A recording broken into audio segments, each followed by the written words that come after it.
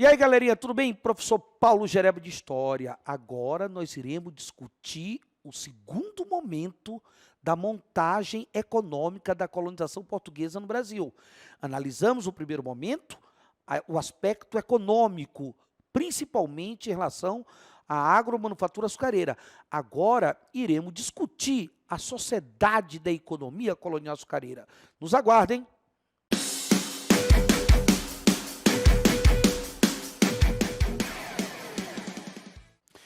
Galera, no primeiro momento da primeira aula sobre a montagem da estrutura econômica da nossa colonização pela coroa portuguesa, a partir de 1530, nós falamos sobre a estrutura econômica do açúcar, uma empresa de agroindústria estruturada dentro do Pacto Colonial Português, que deveria funcionar através das prerrogativas do plantation, ou seja, uma produção em grande escala para atender o mercado externo, uma produção em estrutura de latifúndio, uma produção assentada com mão de obra o quê? Escrava.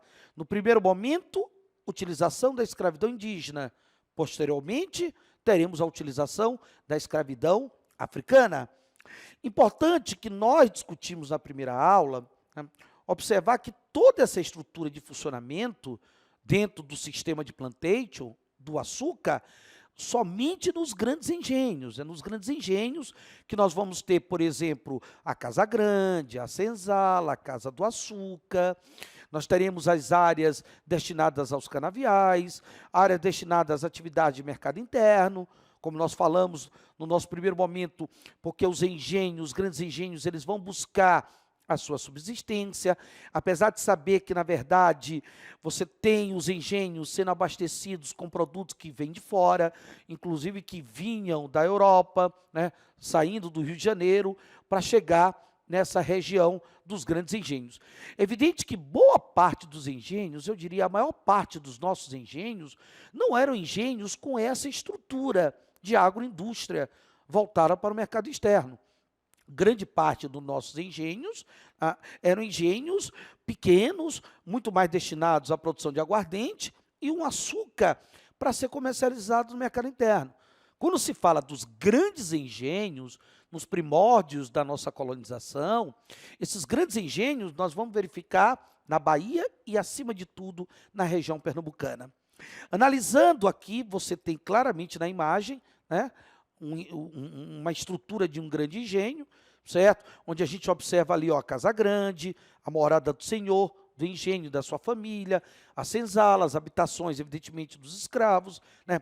A casa de engenho, que era a instalação onde se encontravam os aparelhos destinados a se fabricar esse açúcar, porque vai se pegar a cana e transformar em açúcar, por isso que se fala de uma empresa de agroindústria, uma agromanufatura do açúcar, ok? Agora, de uma forma mais interessante, seria essa sociedade, né? Como vai ser a sociedade colonial açucareira? É uma sociedade que ela vai estar pautada dentro de qual estrutura? Ora, primeiro é preciso observar que nós temos principalmente a presença, como a gente observa aqui na pirâmide, a presença desses três setores sociais dentro da estrutura da sociedade colonial açucareira, aqui nos nossos primórdios da colonização. Nós temos a presença lá no topo da pirâmide, a presença dos chamados senhores de engenhos. É preciso observar que eles são homens livres, eles são brancos e são cristãos, católicos. Apesar de saber que alguns deles eram cristãos novos, ou seja, que eles eram evidentemente convertidos ao cristianismo lá em Portugal. Então, se tem a presença, inclusive no primeiro momento, de senhores de engenhos que foram convertidos ao cristianismo. Porém, oficialmente, o que se percebe é a presença do cristianismo católico no cotidiano desses senhores de engenhos. Aí no corpo dessa pirâmide social, nós poderemos colocar alguns indivíduos livres. Mas, Gereba, a sociedade colonial açucareira não é uma sociedade formada apenas por senhores e escravos? Não. É principalmente por senhores escravos. Essa bissegmentação social, senhores escravos, ela é a base dessa sociedade. Mas nós temos também a presença nessa sociedade de homens livres. Teremos a presença de homens livres, que nós poderemos colocar aqui no corpo da pirâmide. Quem são esses homens livres? Eles são técnicos, eles são artesãos, alguns deles são brancos, outros são mestiços, outros são até mesmo negros. Então, temos a presença de uma mão de obra livre dentro dessa estrutura de economia açucareira, na sociedade colonial açucareira. Lógico, a base que vai sustentar, quem vai dar sustentabilidade para essa economia açucareira é a mão de obra escrava.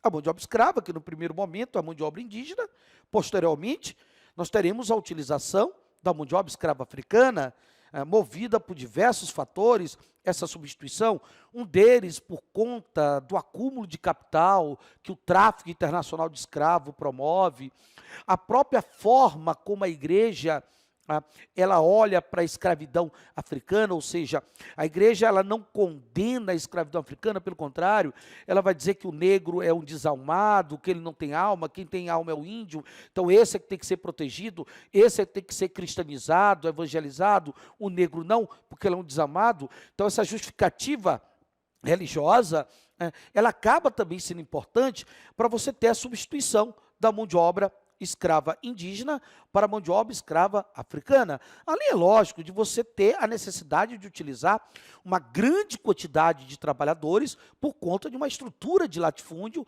que se pauta a economia açucareira.